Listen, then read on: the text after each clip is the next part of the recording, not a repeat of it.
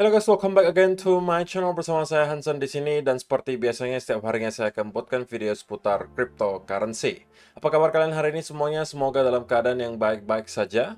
Di video hari ini kita bakalan membahas beberapa hal yang menurut saya wajib kalian ketahui meskipun tidak terkait dengan price action Bitcoin, tetapi ini adalah data di belakang layar yang justru harusnya kalian sebagai investor jangka panjang itu lebih perhatikan. Dan juga tentu kita bakalan bahas apa yang sedang terjadi ke Bitcoin, kenapa kita bisa melihat ada koreksi yang terjadi, dan kira-kira apa yang bisa kita expect secara price action untuk beberapa waktu mendatang.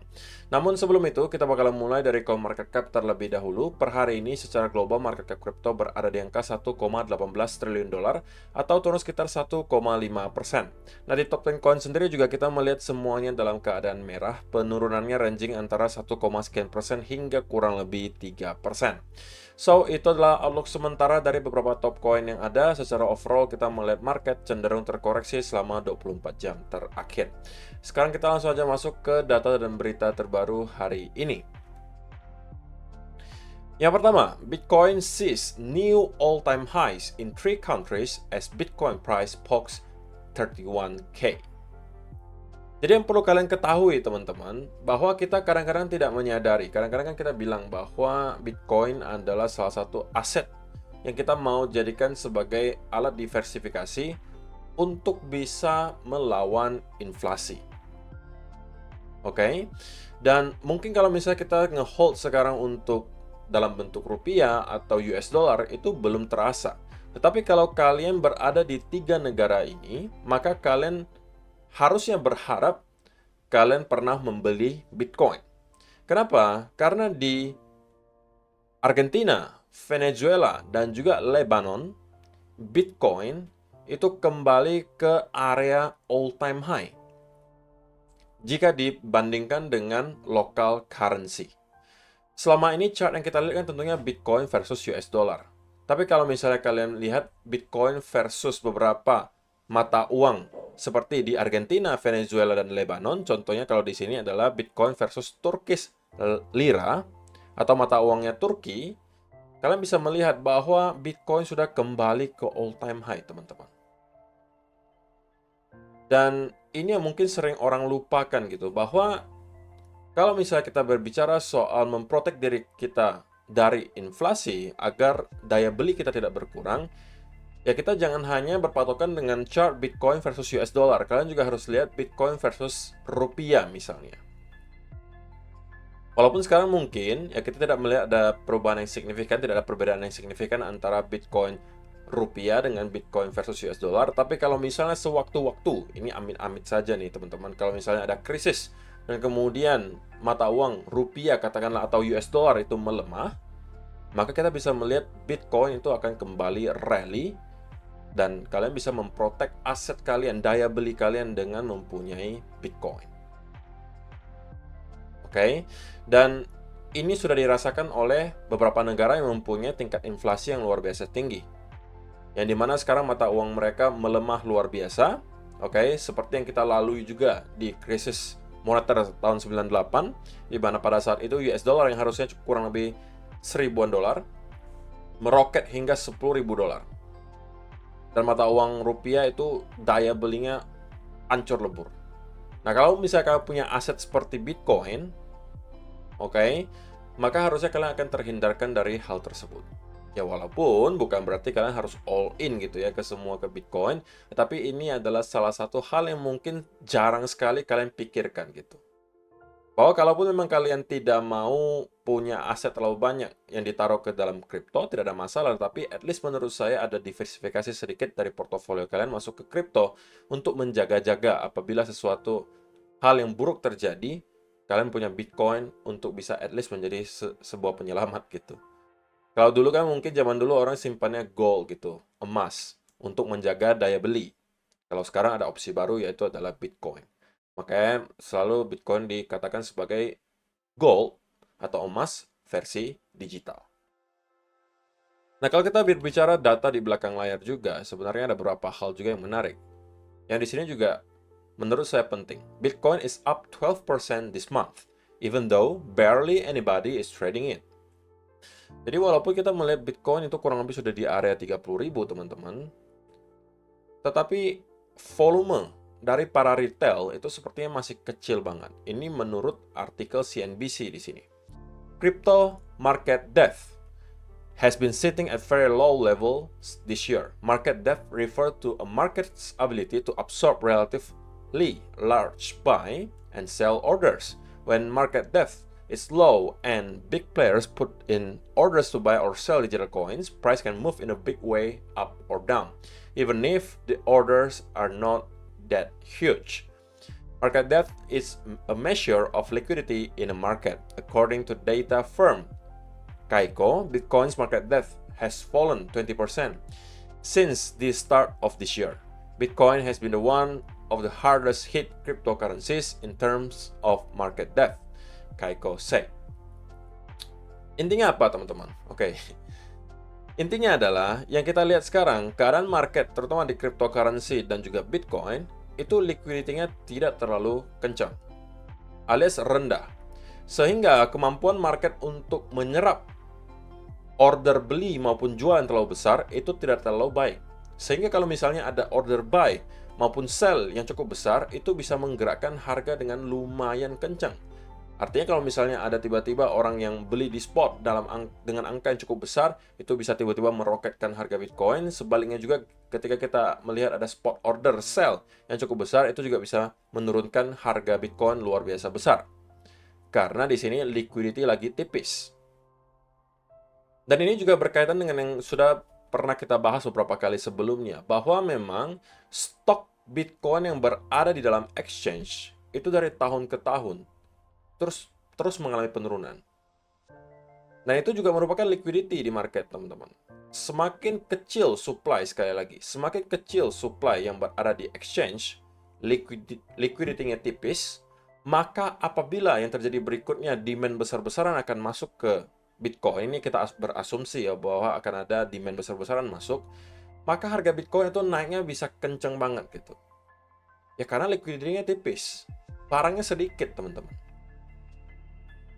Jadi itu adalah yang perlu kalian perhatikan juga. Our analysis of market orders over 5 Bitcoin reveals an aggressive surge in market buying, suggesting large players are seeking to gain exposure to digital assets. When combining large order with thin books, this market is subject to more volatile movements. Ini yang saya sampaikan tadi. Kalau misalnya liquidity-nya tipis, order book-nya tipis, maka kita bisa melihat pergerakan yang volatil. Oke, walaupun tentunya tidak satu arah, kalau misalnya memang banyak yang jualan, atau yang jualan itu dalam angka yang besar, itu juga bisa menurunkan harga Bitcoin lumayan dalam. Tapi kalau mereka membeli dalam jumlah yang besar, itu bisa membuat harga Bitcoin naiknya itu lebih kenceng dari biasanya. Kenapa? Orang liquidity-nya tipis kok, stoknya tidak lagi banyak gitu. Sehingga orang-orang yang baru mau masuk sekarang itu berebut untuk dapat mengambil yang sisa di sini. Kita tahu dari data terakhir di exchange, itu jumlah Bitcoin yang berada dalam exchange itu cuma kurang lebih tersisa 2 juta Bitcoin lagi, teman-teman. 2 juta Bitcoin lagi. Dan kalian tahu institusi sekelas BlackRock, Citadel, kemudian Fidelity dan kawan-kawan itu punya aset triliunan dolar. Oke, belum lagi orang-orang yang mungkin baru sekarang nyadar bahwa perlu Bitcoin gitu kan. Mereka akan berebut untuk sisa-sisanya itu yang cuma tinggal 2 jutaan aja. Bayangkan ketika kalau misalnya demand-nya sudah luar biasa besar kembali masuk, orang-orang kembali hype misalnya, ketika kita udah masuk ke fase euforia, sekencang apa Bitcoin bisa naik. Oke, dan kata kuncinya juga di sini, retail traders aren't back yet. Jadi ini juga membantah fakta bahwa kita sudah masuk ke fase euforia. Ada yang mengatakan bahwa kita sekarang euforianya sama seperti ketika kita melihat di tahun 2021 ketika pada saat itu Bitcoin berada di all time high. Mereka mau mengatakan bahwa karena kita sudah masuk ke fase euforia, maka sepertinya kita sudah ketemu dengan top dan kita akan kembali ke lower low yang baru. Dan banyak orang mengatakan bahwa sekarang terlalu banyak orang yang terlalu bullish gitu. Tetapi faktanya tidak. Ditunjukkan dari liquidity di market yang tipis. Yang kedua, daily trading volume di cryptocurrency itu cuma sekitar $24 billion per hari.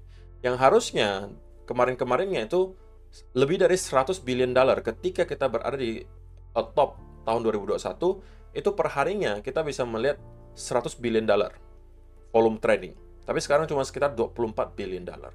Jadi dari segi volume tidak ada bukti yang menunjukkan bahwa para retail sudah kembali masuk ke market. Yang ada sekarang itu yang membeli adalah pemain-pemain besar dengan order minimal di atas 5 Bitcoin, seperti yang tadi kita sudah baca di sini. Okay? Our analysis of market orders over 5 Bitcoin reveals an aggressive surge. Jadi ada peningkatan yang agresif dari market order yang di atas 5 Bitcoin. Yang memberikan sugesti bahwa para pemain besar itu sekarang lagi berebut untuk masuk ke digital asset. Oke, jadi Bitcoin itu tidak hanya sekedar chart, teman-teman. Kalian juga harus lihat yang di belakang layar, apa yang sedang terjadi, dan kalian harusnya bisa lebih tenang ketika mengetahui data-data seperti ini. Dan kemudian, number of addresses with balance more than or equal than 1, atau jumlah alamat yang memegang lebih dari atau sama dengan 1 Bitcoin, itu sekarang sudah menembus 1 juta alamat, teman-teman. Jadi kalau kita asumsi saja cuma ada satu orang pegang satu saja nih, ini kan yang ditujukan ada juga lebih dari satu. Atau minimal dia nge-hold 1 Bitcoin itu sudah termasuk di sini. Sudah ada 1 juta orang, teman-teman. Anggap saja jika dirata-ratakan mereka ada nge-hold 3 Bitcoin. Katakanlah di sini kan termasuk semuanya nih, ada yang wealth, ada yang retail, semuanya pokoknya yang udah pegang 1 Bitcoin atau lebih itu dimasukkan di sini. Udah punya 1 juta alamat. Anggap saja rata-rata mereka pegang 3 Bitcoin, berarti sudah ada 3 juta yang mereka pegang. Dan saya yakin angkanya jauh lebih tinggi dari itu. Sehingga yang bisa kita lihat adalah memang stok Bitcoin yang berada di exchange itu udah sangat tergerus. Dan pengurangannya itu sangat drastis. Dan kalian bisa lihat buktinya juga di data di sini, available supply. Dan kalau misalnya kita lihat dari data ini, teman-teman, bahwa untuk pertama kalinya dalam sejarah, kita melihat dari halving ke halving, itu justru stok Bitcoin yang berada di exchange terus-menerus menurun. Jika kita bandingkan dengan cycle-cycle sebelumnya, dari cycle ke cycle, itu kita terus mengalami peningkatan loh, teman-teman. Available supply atau jumlah Bitcoin yang berada di market itu terus bertambah. Mungkin karena juga pengaruh pada saat itu kita masih melihat rewards untuk para miners itu masih cukup tinggi. Tapi karena sudah kita melewati beberapa halving, peningkatannya itu sudah mulai start untuk stagnan. Itu mulai dari ketika halving kedua, teman-teman. Kita udah mulai stuck di sini. Kemudian start kembali naik. Menjelang halving ketiga kita juga udah mulai stuck. Dan dari halving ketiga menjelang halving keempat kita melihat penurunan secara eksponensial. Dan ini adalah untuk pertama kalinya dalam sejarah. Dari halving ke halving kita melihat ada penurunan yang signifikan dan secara terus-menerus. Sekali lagi ini menunjukkan jumlah Bitcoin yang bisa diperjualbelikan tidak lagi terlalu banyak jika kalian perhatikan siapa-siapa saja yang mau membeli. BlackRock, Fidelity, dan kawan-kawan. Jadi kalau misalnya kalian tidak membeli dari sekarang, tidak start dari sekarang, dan menunggu, dan terus menunggu, kalian bisa ketinggalan kereta. Walaupun tidak ada garansi ya, tidak ada garansi teman-teman bahwa kita memang sudah berada di awal bull market, kita masih bisa aja mendapatkan lower low baru, tapi in the end of the day, kalian kan mau jadinya investor, bukan traders. Oke? At least kalian harus punya sedikit exposure, kalaupun kalian dari kemarin masih berada di sidelines. Kalian harus evaluasi kembali, apakah sudah saatnya kalian untuk at least punya sedikit exposure, oke? Daripada kalian nanti ujung-ujungnya membeli ketika misalnya udah di all time high baru, itu tentunya harus kalian hindari gitu. Walaupun data menunjukkan gitu ya, walaupun kalian membeli misalnya di all time high, tapi kalau kalian rajin dollar cost averaging, biasanya cepat atau lambat juga kalian akan dapatkan profit, tetapi tentunya akan lebih maksimal apabila kalian membeli di harga yang tercenderung murah. Dan saya rasa kemarin ketika Bitcoin berada di harga 20-an ribu atau bahkan belasan ribu, itu sudah saat-saat yang sangat baik, optimal banget untuk start melakukan dollar cost averaging.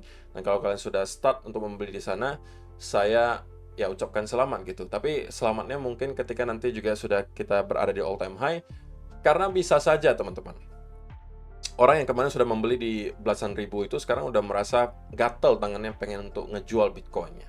Saya juga ngerti gitu ya, karena tidak semua orang mampu menghandle dan punya mental yang baja untuk terus nge-hold sampai ke all time high yang baru. Karena mungkin ketakutan akan, kok saya takut mau hold terus karena saya kemarin belinya udah di 18.000, saya udah cuan mungkin hampir 100%. Kenapa nggak jualan aja deh kok? Saya jual aja deh daripada nanti misalnya turun lagi. Ya saya tidak mau menyalahkan juga, tetapi kalau misalnya kalian mempertahankan mindset tersebut, kemungkinan akan sangat sulit kalian untuk bisa membeli di harga yang rendah di bear market kemudian menjual di all time high karena baru naik sedikit kalian sudah berasa, aduh, nanti takutnya turun lagi gitu. Ya market tidak mungkin akan bergerak naik terus-menerus dan turun terus-menerus, itu tidak mungkin. Pasti akan ada koreksi di pertengahan jalan. Kalau kalian tidak mampu untuk menghandle koreksi tersebut, kalian kemungkinan besar tidak akan bisa panen ketika kita sudah di all time high yang baru. Jadi itu mungkin beberapa hal yang perlu kalian pertimbangkan untuk kalian ambil keputusannya nanti. Oke? So, itu adalah beberapa data dan berita hari ini yang pengen saya sampaikan untuk kalian. Sekarang kita masuk ke chartnya Bitcoin dan saya pengen mulai langsung dari 1 hour chart. Oke, teman-teman. So, senario yang kemarin kita bahas untuk potensially running flat di sini, itu yang di sini itu sudah terinvalidasi ya teman-teman, tidak lagi valid. Dan kalau misalnya kita perhatikan, kemarin kita breakdown, ini kemudian membentuk bear flag di 1 hour. Kalau misalnya kalian jeli, ini mungkin bisa dijadikan sebagai sell setup. Tapi kalau misalnya kalian tidak sempat masuk, saya pribadi sebenarnya tidak menyarankan kalian untuk masuk.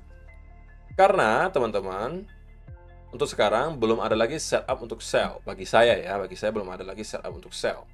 Yang kedua sebenarnya, untuk senario running flat kita, itu kalau secara teori teman-teman, itu belum terinvalidasi. Kalau kita cuma bahas secara teori untuk running flatnya.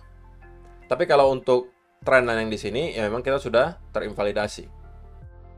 Tapi kalau untuk running flat-nya sebenarnya itu belum terinvalidasi. Kenapa?